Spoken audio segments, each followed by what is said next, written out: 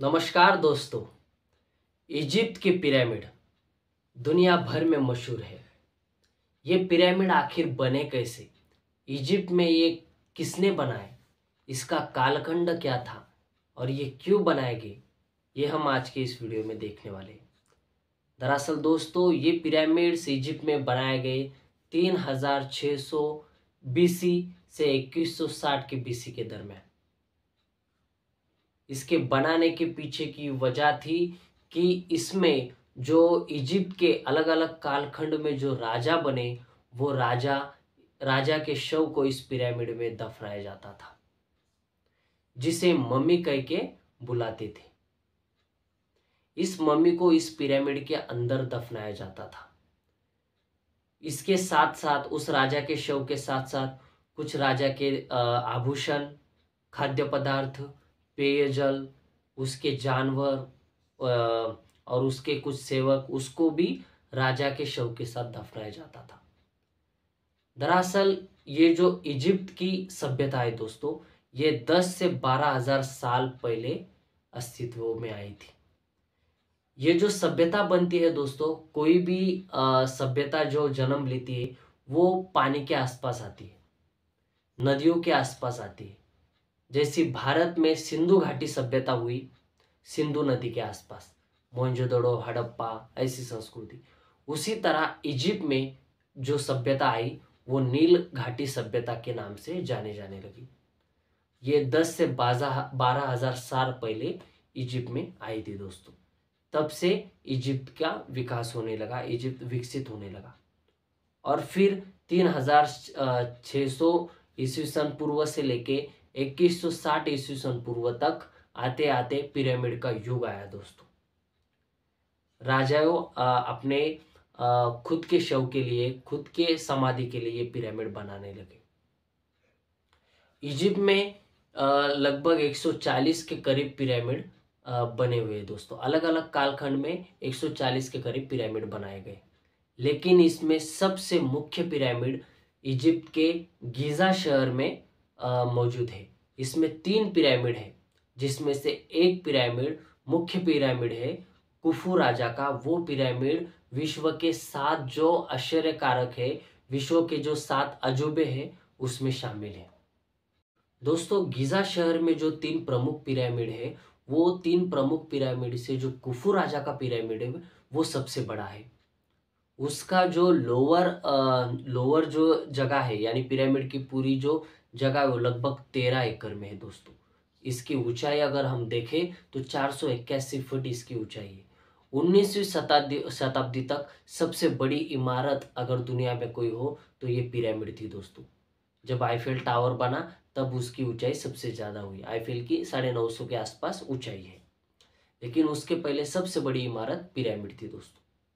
इस पिरामिड को बनाने के लिए लगभग 23 लाख स्टोन का इस्तेमाल किया, और एक एक स्टोन लगभग 1 से 2 टन के वजन का था दोस्तों।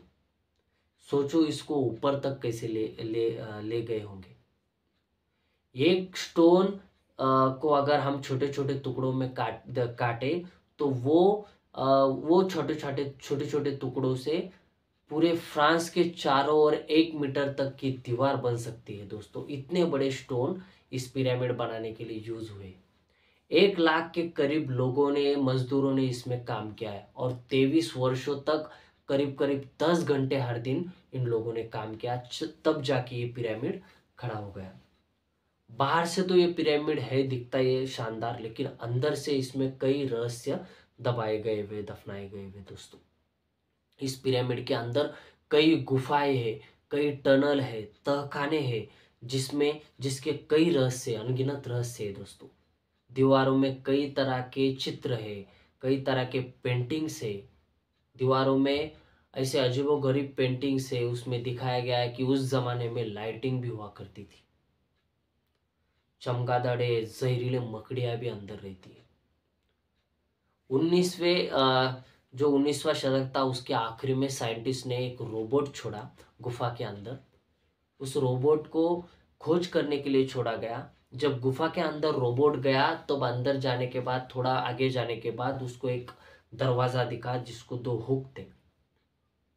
वो देखने के बाद ये खोज यहाँ पर रुकी। फिर उसके बाद 2001 के दौरान और साइंटिस्टों ने एक कैमरा बनाया, उस कैमरे को एक ड्रिल मशीन भी लगाई और वो वापस से उस गुफा में भेजा, उस दरवाजे के पास। कैमरे का काम था कि दरवाजे को ड्रिल करके अंदर जाना, लेकिन कैमरा जैसे वहां पर पहुंचा तो कैमरा बंद हो गया, खराब हो गया। और ये क्यों हुआ किसी को पता नहीं दोस्तों, ये भी एक रहस्य है।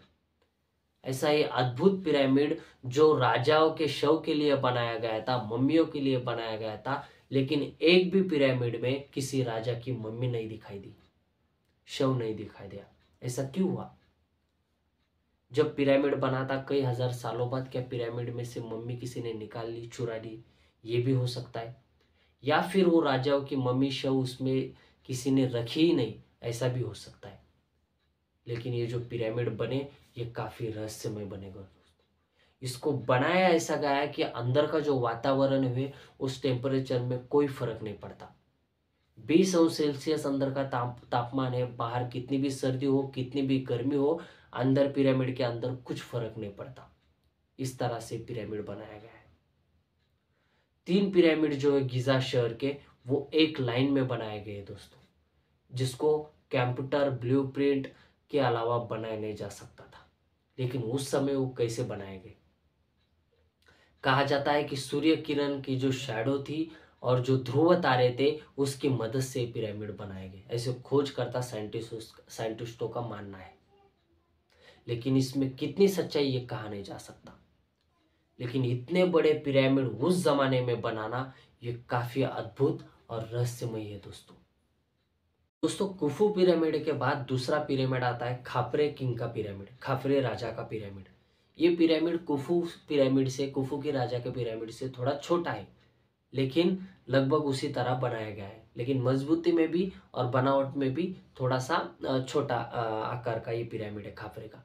उसके बाद सबसे छोटा और सबसे लेटेस्ट पिरामिड अगर हम कह सकते हैं पिरामिड युग का, तो वो है मैनकौरे राजा का पिरामिड।